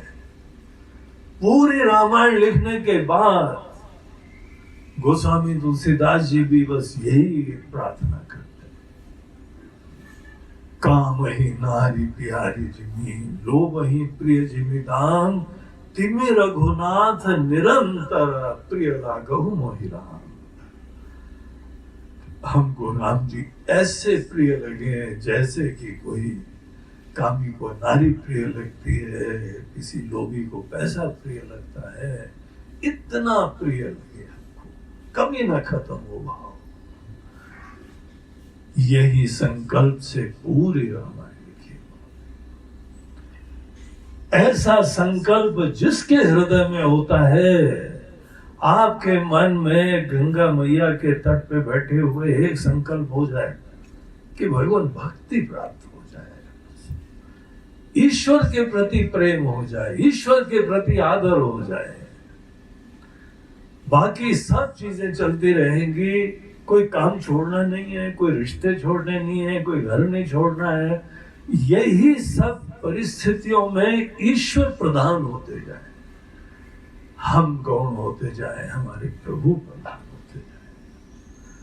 भक्ति का आशीर्वाद हमको किसी तरह मिल जाए, आगे आप निश्चित रूप से समझिएगा बाकी पूरा रास्ता आसान। तो अर्जुन के मन में ये प्रश्न हो गया, हमको किसी भी अध्याय का अध्ययन करने के लिए उसका जो भी शिष्य होता है, स्टूडेंट होता है, वो बनना पड़ता है। गीता अध्ययन करने के लिए अर्जुन बनना पड़ता है। आप अर्जुन हो के पढ़ेंगे ना तो ये सीधे आपको ज्ञान मिलेगा, आपको आशीर्वाद मिलेगा। तो एक संकल्प मात्र करें कि भगवान के चरणों में प्रेम हो जाए, खूब भगवान अच्छे लगे, इतने अच्छे लगे कि उसके सामने आप गौण हो जाए। इसी को समर्पण बोलते हैं, इसी को शरणागति बोलते हैं। माम एकम शरणम व्रज, हमारे प्रति शरणागत हो जाओ। बस प्रति क्षण भगवान को क्या अच्छा लगता है वो विचार करने लगते हैं। और जब जब किसी को प्रेम होता है तो ऐसे ही होता है भैया। जिसके प्रति जब प्रेम होता है तो आपको अपने प्रियतम के बारे में ही सोचना पड़ता है, इसको क्या अच्छा लगता है। प्रेम हम लोगों के लिए कोई बड़ी निराली चीज नहीं है, अजूबा नहीं है, हम सब परिचित हैं। उस हमारे प्रेम का आस्पद जब ईश्वर हो जाए तो उसको भक्ति कहा जाता है। तो अर्जुन के मन के अंदर एक संकल्प हुआ कि हमको भक्ति का प्रसाद मिले। जब मन के अंदर ऐसी प्रेरणा हुई, ऐसी भावना हुई तो अर्जुन के सामने एक प्रश्न आता है, अच्छा हमको साधना करनी है, भक्ति के लिए साधना करनी है, अब हमारा ये एजेंडा हो गया। तो साधना भगवान ने अभी तक जो उपदेश दिया है ना, उसके तरफ हम ध्यान दें तो मोटे तौर से 2 संभावनाएं साधना की है। इससे यहाँ पे 12वां अध्याय प्रारंभ होता है। तो इसको जो है हम लोग पढ़ें, एक एक श्लोक देख लेंगे, श्लोक का सब लोग पाठ करना भी सीख लेंगे, है ना। और साथ साथ जब श्लोक का पाठ करेंगे ना तो अर्थ भी ज्यादा अच्छी तरह समझ में आता है। तो ये स्वामी संतानंद जी हैं, ये श्लोक पढ़ेंगे, आप सब लोग उसको दोहराइए और फिर हम उसका अर्थ बताएं। हाँ जी। अर्जुन उवाच।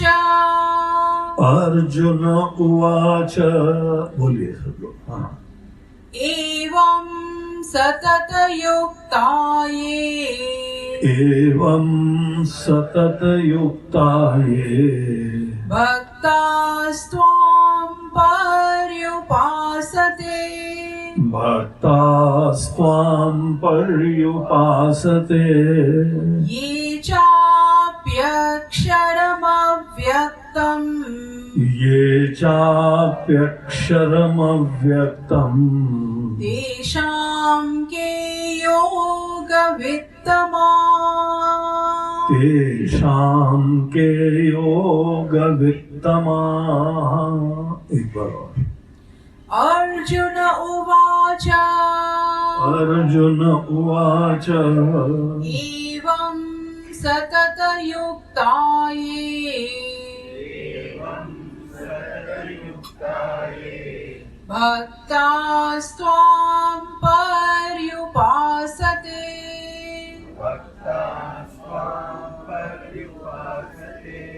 ये चाप्यक्षरमव्यक्तम्।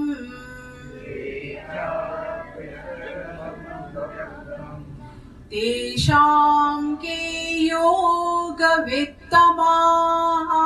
तेषां के योगवित्तमाः। अर्जुन के यहाँ पे प्रश्न में ये अर्जुन उवाच, अर्जुन के प्रश्न से अध्याय का प्रारंभ हो रहा है। अर्जुन बोलते हैं वो जो बहुत ही सरल ऋजु बुद्धि का होता है, ऋजुत्वात् अर्जुन, स्ट्रेट फॉरवर्ड, जो मन के अंदर भावना हो ना, अपने गुरु से तो पूछ ही लेना चाहिए। और उसी को गुरु बोलते हैं जिनसे आप अपने मन के जो भी संशय आप सामने रख सकें, पूछ सकें। संशय ऐसी बात होती है, प्रश्न ऐसे होते हैं जो सबके सामने पूछे नहीं जा पाते। कई बार जो है प्रश्नोत्तर का सेशन भी रखो, सब लोग नहीं पूछ पाते हैं, क्योंकि प्रश्न पूछने में पता लगता है कि ये आदमी को तो पता ही नहीं है। हमको तो लग रहा देश शांति से बैठ के इतना ध्यान से सुन रहा है, बड़ा ज्ञानी है।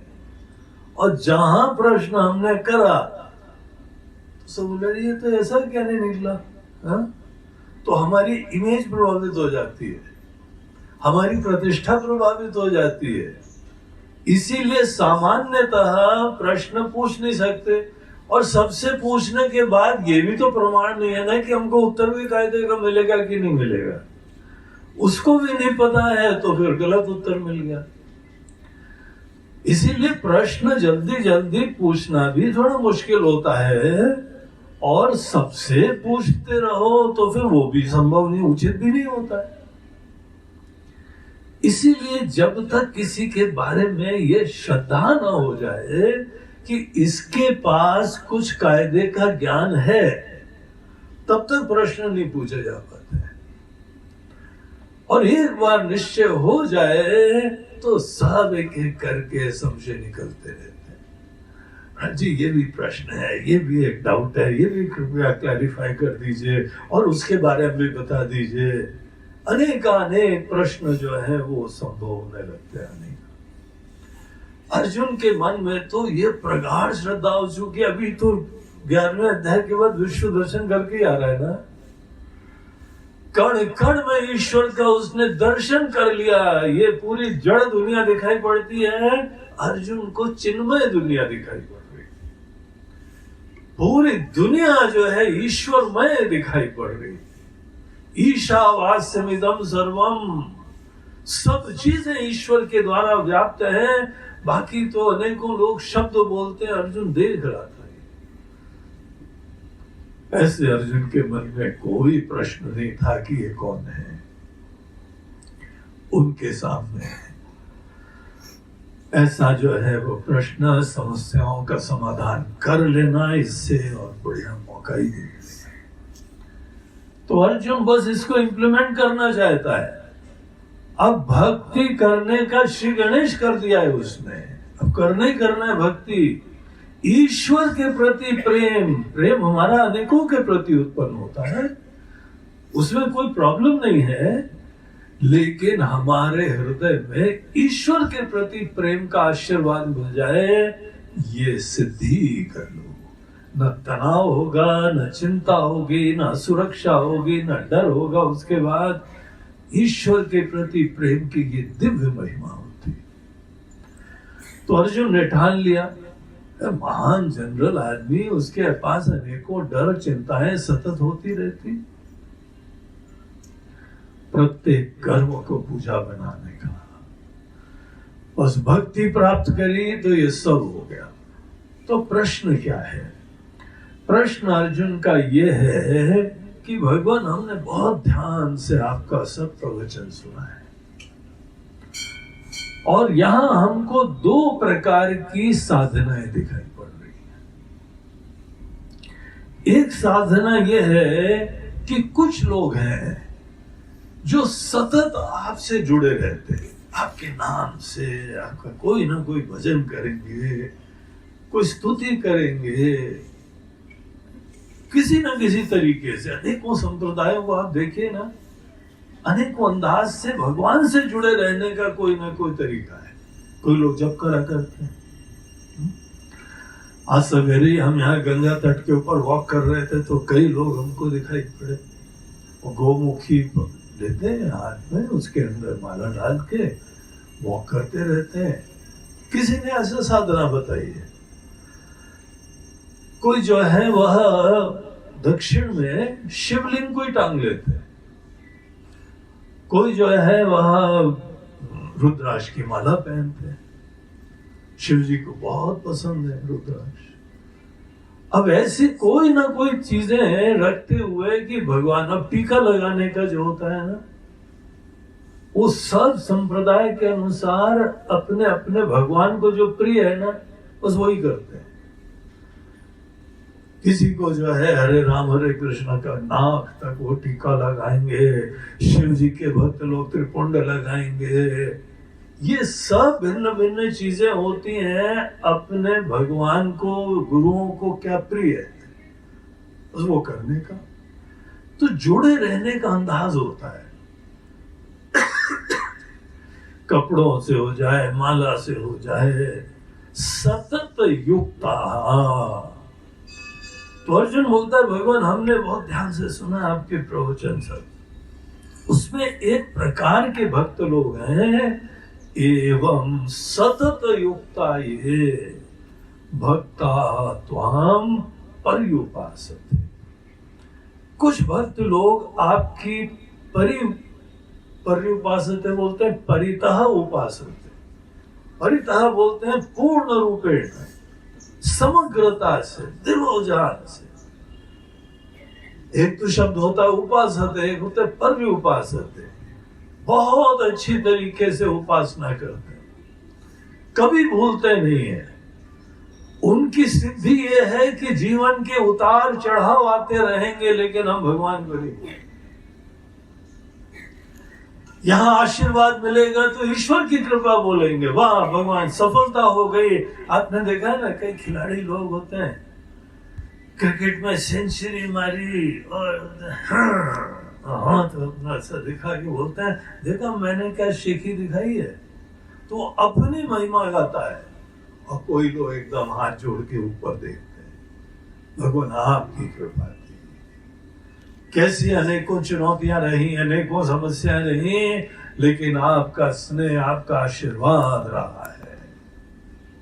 देखो, खुशियों में भी भगवान की याद है, मुसीबतों में तो वैसे जनरली याद करते ही करते हैं सब। बहुत ज्यादा मुसीबत हो जाए तो जरूर भूल जाते हैं, टेंशन होने लगता है। जो भगवान को याद रखता है मुसीबतों में, उसको कभी टेंशन नहीं होता है। तो कुछ लोग हैं ऐसी, उन्होंने सिद्धियां करी हुई है। आज किसी भी क्षेत्र में आप देख लो, भले यहाँ पे हमारे प्रधानमंत्री को देख लो, बड़े भक्त आदमी है, वेदांत के बहुत अच्छे स्टूडेंट हैं। यहाँ हमारे स्वामी दयानंद जी के पास उन्होंने शिक्षा प्राप्त करी आके। स्वामी जी उनके पास जाते थे अहमदाबाद में, तो उनके घर में रुकते थे। ऐसी उनसे आत्मीयता थी। वो बीमार हुए एक बार तो पूरे ऋषिकेश में हलचल हो गई, मोदी जी आ रहे, मोदी जी आ रहे, दयानंद जी के पास आ रहे हैं। तो उनका सब पूरे शहर के अंदर सिक्योरिटी लग गई, इतनी उनको श्रद्धा थी। तो वो वेदांत के बड़े अच्छे स्टूडेंट, गीता के अच्छे स्टूडेंट, धर्म का काम इतना अच्छी तरह कर रहे हैं। देखिए क्या काशी में मंदिर बना दिया जोरदार। अभी हमारे हर्ष वहां से दर्शन करके आ रहे हैं, इतनी स्तुति कर रहे थे कि इतना विशाल हो गया, इतना सुंदर व्यवस्था हो गई। और 11 तारीख को अभी उज्जैन में आ रहे हैं। हमारे पास भी जो है वो मुख्यमंत्री जी का पत्र कल आया, क्या आप भी कृपया बताइए। तो वो विशाल परिसर कितना 10 गुना ज्यादा बढ़ा दिया है। वहां पे मूर्तियां, मंदिर इतना सुंदर कर दिया है कि हिंदू लोग सोचे कि हमारे तीर्थ है, हमारे भगवान है, तो क्या इज्जत और गरिमा से उसको व्यवस्था करी। बहुत अद्भुत व्यवस्था कर दी वहां पर। तो ये इतने भक्त लोग, कितनी मुसीबतें आती हैं, कितनी इज्जत मिलती है। पूरी दुनिया के नेता लोग उनको जो है वंदन करते हैं, लेकिन उनकी ये विनम्रता कभी नहीं खत्म होती। सब ईश्वर की कृपा से हो रहा है। और कई बार कितनी मुसीबतें आती हैं, कभी डिस्टर्ब नहीं होते। इसका कारण क्या है? एवं सतत युक्ता है, ईश्वर से जुड़े रहते हैं। जो ईश्वर से जुड़ा रहता है उसके जीवन में कभी समस्या नहीं आती। और समत्व उत्पन्न कर लो, इस चीज को भगवान ने बहुत जोर दे के कहा है कि योगः कर्मसु कौशलम समत्वम योग उच्यते। बैलेंस रखो, बैलेंस रखो, समता रखो, भरोसा रखो, डिस्टर्ब मत हो। ये साधना कुछ लोग को जो है हम देख रहे हैं भगवान वो करते हैं। तो एक प्रकार के भक्त लोग ये हैं, न कर्म का क्षेत्र छोड़ रहे हैं, न जिम्मेदारियां छोड़ रहे हैं, न यहाँ पे कोई जो है एकांतवास कर रहे हैं। कर्म के क्षेत्र में ही अपने कुरुक्षेत्र को वहीं पे साधना का क्षेत्र बनाते हैं। बस उनके अंदर यही एक लक्ष्य है कि मन में हम ईश्वर से जुड़े रहें, वही साधना है, वही सिद्धि है। तो एक तरह के तो ये बात है भगवान। एवं सतत युक्ता ये भक्ता त्वाम पर्युपासते। और ऐसी मन के अंदर भक्ति भावना रहती है, रावण भी सामने खड़ा हो तो भी हनुमान जी को डर नहीं लगता, उसको डर लगता है। रावण को डर लग रहा था कि इसको डर क्यों नहीं लग रहा है हमसे। उसको प्रॉब्लम हो रहा था कि इतना निडर आखिर कैसे, चक्कर क्या है। कोई ना कोई प्रॉब्लम है जो हमको समझ में नहीं आ रही है। आज तक कि हमने सीन ही नहीं देखा, रावण के सामने कोई खड़ा हो और पूरा निडर हो। रावण ने ये सीन नहीं देखा था। तो ऐसे में रावण को डर लग रहा था। उसको चिंता हो रही थी। तो जो सतत युक्ता सदैव जो जुड़े रहते हैं ईश्वर से, उनके ऐसा जीवन ही उनकी भक्ति है। तो भगवान ये आप ही ने बताया अनेकों जगह, हम आप ही के जो प्रवचनों से सीख रहे हैं। एक ये टाइप के भक्त आपने बहुत जोर दे के बताया है, सुख दुखे समय कृत्वा लाभा लाभो जया जयो। तो सुख दुख आने दो, उनको हम नहीं रोकेंगे। हमारे पास आओ, लड्डू पेड़ा चढ़ाओ, लेकिन ये मत मांगना कि बाहर से सुख दुख ना है, हम तो भेजेंगे सुख दुख। तुम संतुलन बनाओ, तुम भरोसा उस समय बनाना। जब हम सुख देंगे तो तुम अभिमान से मत युक्त होना, जब हम पीड़ा देंगे तो तुम उस समय शोक से मुक्त मत होना। अगर शोक से युक्त हो गए तो तुम जो हो भगवान को भूल गए हो, तभी तो डर लग रहा है तुमको। छोटी मोटी मुसीबतों में क्यों डरा करते हो? क्योंकि अभी भी तुम्हारे कंधे पे सब जिम्मेदारी है। तुमने भगवान का भी कंधे पे बैठना शुरू नहीं करा है। बस यही साधना है। एक परिस्थिति आएंगी, पुराने संस्कार होंगे, उनको हटाओ, फिर यही भावना लाओ, यही साधना है। और यही सिद्धि है कि एवं सतत युक्ता, ये सदैव हम युक्त रहे ईश्वर के भक्ति से, भरोसे से, श्रद्धा से, उनके प्रति प्रगाढ़ भक्ति से। तो भगवान ये बात हमको बड़ी अच्छी लगी, हमने सुना, इसीलिए पहला हमने वही ऑप्शन बताया। तो ये आपके द्वारा भक्ति का एक ऑप्शन है। और ऐसे में थोड़े देर बैठ के ध्यान भी करा जाता है, पूजा भी करी जाती है, लेकिन फाइनल एप्लीकेशन उसका हमारे कर्म के क्षेत्र में उतार चढ़ाव में होता है। तो ये थी भगवान आपके द्वारा बताई हुई एक साधना। दूसरी आपने जो है अनेकों जगह हमने देखा, छठे अध्याय में देखा, वहां पे आपने भक्ति की भिन्न साधना बताई है। अब हम जीवन के ऐसे मोड़ के ऊपर हैं कि हमको साधना करनी है, तो हमारे मन में आ रहा है कि वो राह पकड़े कि ये राह पकड़े। अगर आप बोले कि कर्म का क्षेत्र छोड़ना नहीं है, तो कमर कस के भगवान जीवन में जो प्रॉब्लम्स आएंगे उसमें निपटेंगे। लेकिन आप ही ने हमको दूसरा ऑप्शन भी दे दिया। आपने दूसरी भक्ति का तरीका ऐसा बताया है, ये चापि अक्षरम, ये चाप्यक्षरम अव्यक्तम। तो एक वो ऑप्शन होता है जो भगवान के व्यक्त को नहीं, अव्यक्त की तरफ ध्यान मोड़ते हैं, जो क्षर को नहीं, अक्षर की तरफ ध्यान मोड़ते हैं। देखिए, दुनिया में जो दिख रहा है ना, सब क्षर होता है, नश्वर होता है ना। बदल जाती है दुनिया, परिस्थिति बदल जाती है, लोग चले जाते हैं।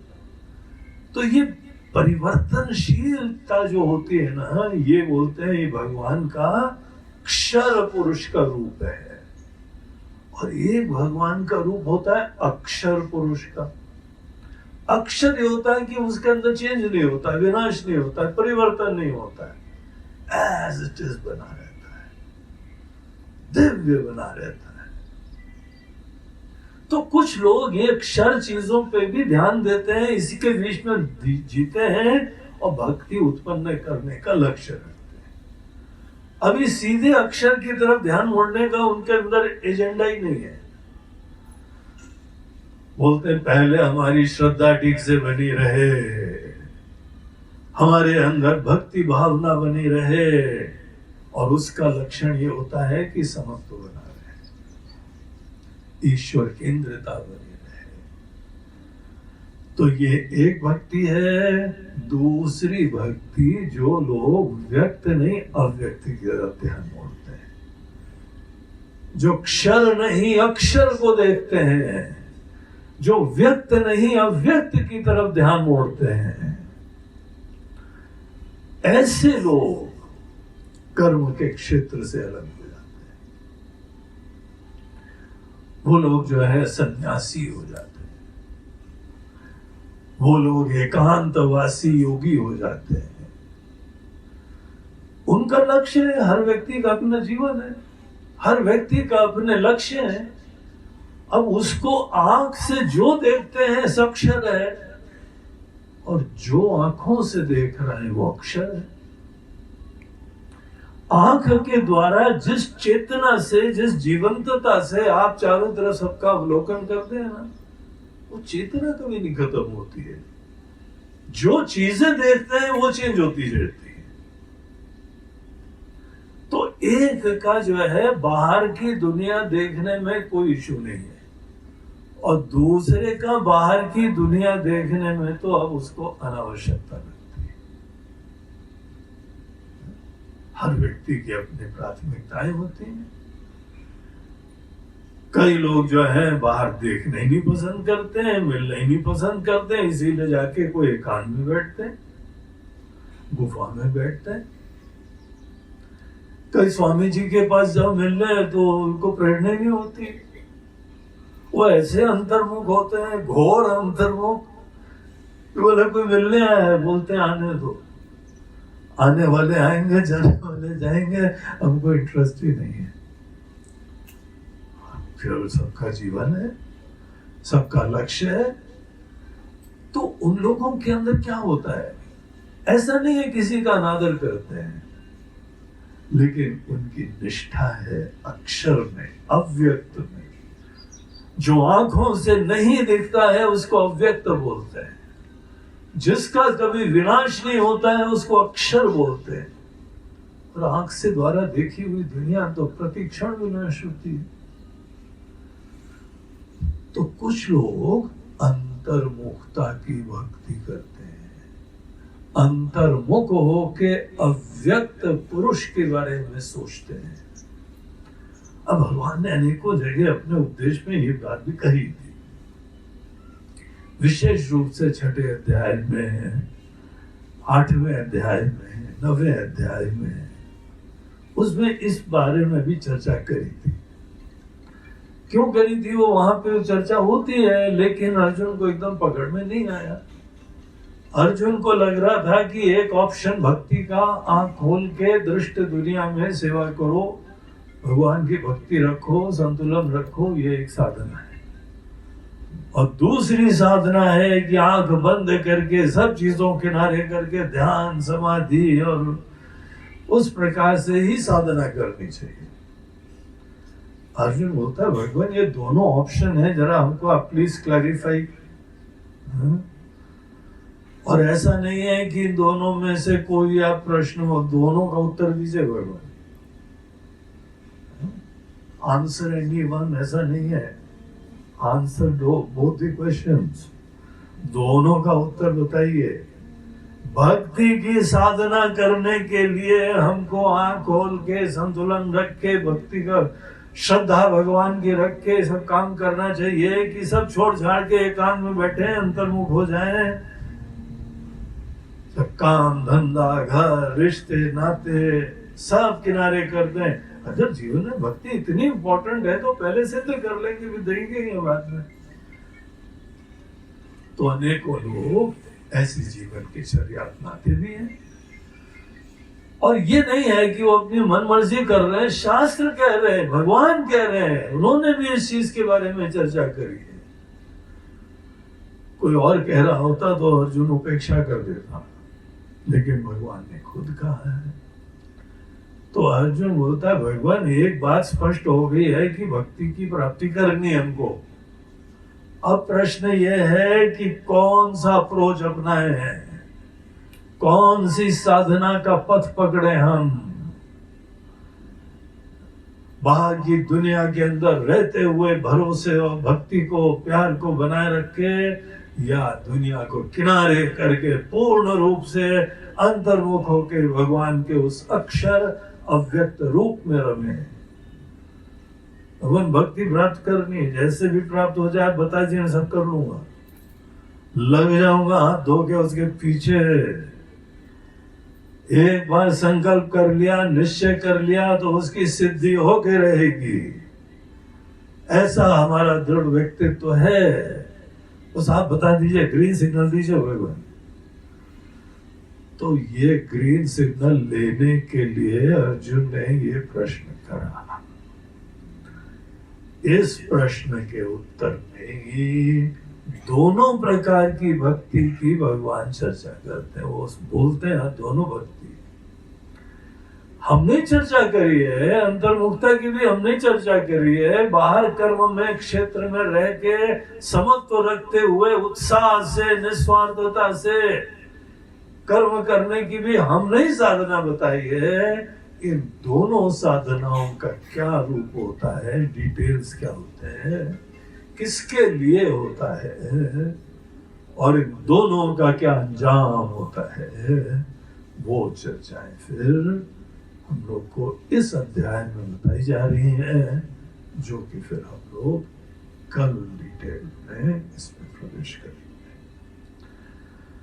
तो आज एक भूमिका के तौर पे पहले श्लोक का जो है हम लोगों ने पाठ करके अर्जुन के प्रश्नों को समझने की कोशिश करी।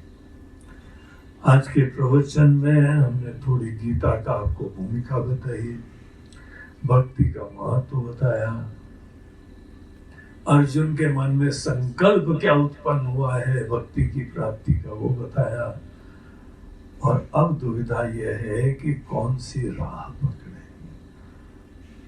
एक होता है साध्य निर्णय, एक होता है साधन निर्णय। साध्य निर्णय में गोल क्लियर होना चाहिए, साधन निर्णय में मीन्स के ऊपर विचार होता है। तो यहाँ पे साध्य का निर्णय हो गया कि हमको भक्ति तो प्राप्त करनी है, कम व्हाट में, जो भी हो मन के अंदर ईश्वर के प्रति प्रेम सहज रूप से बना रहे, ये तो हमको प्राप्त करना है। अब उसके लिए ये दो तरीके हैं, उनमें से भगवान कृपया आप मार्गदर्शन दीजिए, आप हमको समझाइए। तो वही भगवान 12वें अध्याय में करते हैं, जिसका नाम भक्ति योग है। तो भक्ति योग नामक इस 12वें अध्याय का हम लोग एक एक श्लोक पढ़ के अध्ययन करें। तो आप लोगों को भी एक एक श्लोक पढ़ के जो है ना, उसका ज्यादा फिर मनन करने में भी आसानी होगी। तो इसके साथ हम लोग यहाँ पे आज का ये सत्र समाप्त करते हैं। अब आइए सब लोग गीता जी की आरती करें और फिर कार्यक्रम का समापन करें।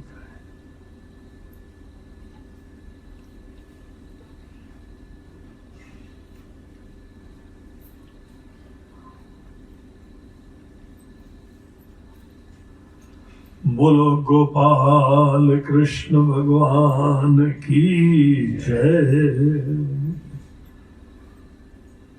आप लोगों के पास गीता होगी तो उसमें गीता की आरती है पीछे, वो देख लीजिएगा। और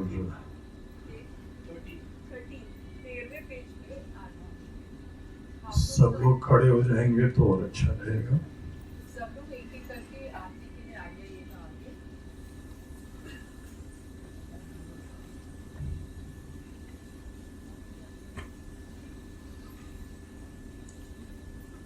बोलो श्रीमद् भगवद गीता मैया की जय।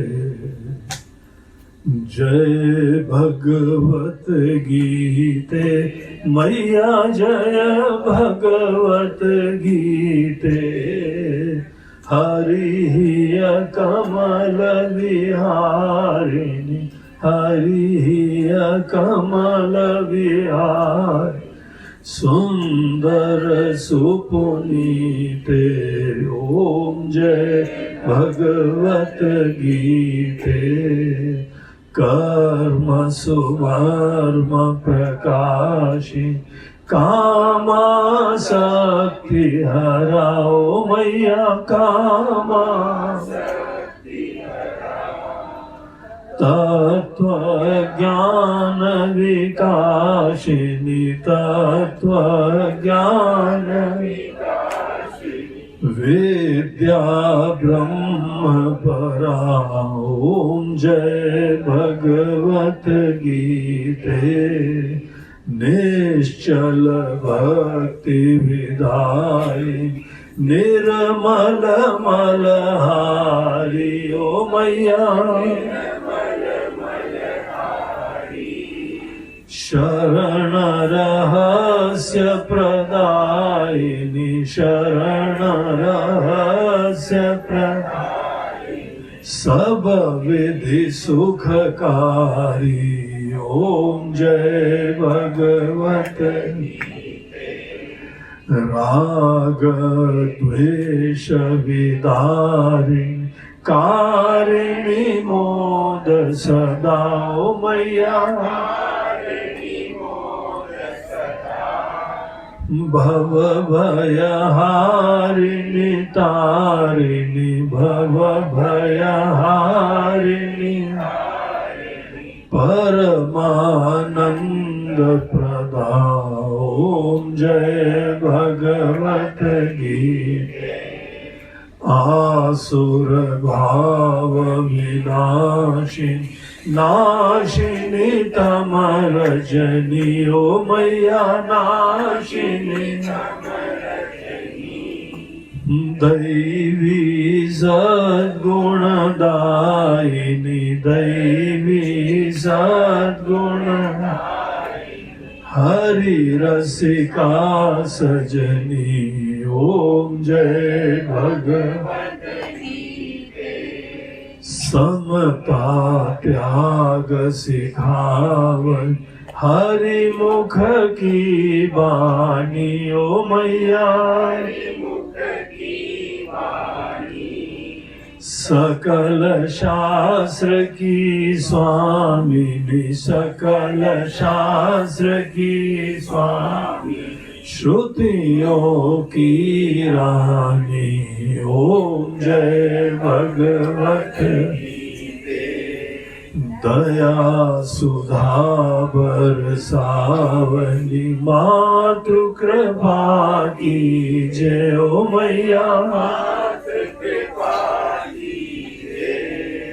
हरिपद प्रेम दान कर हरिपद प्रेम अपनो कर लीजे ओम जय भगवत गीते जय भगवत गीते ओ मैया जय भगवत गीते हरि कमल विहारिणी सुंदर सुपुनीते ओम जय भगवत गीते बोलो श्रीमद् भगवत गीता मैया की जय बोलो गोपाल कृष्ण भगवान की जय बोलो गंगा मैया की जय नमः पार्वती पते हर हर महादेव बोलो गंगा मैया की जरा अच्छी तरह से बोलो बोलो गंगा मैया की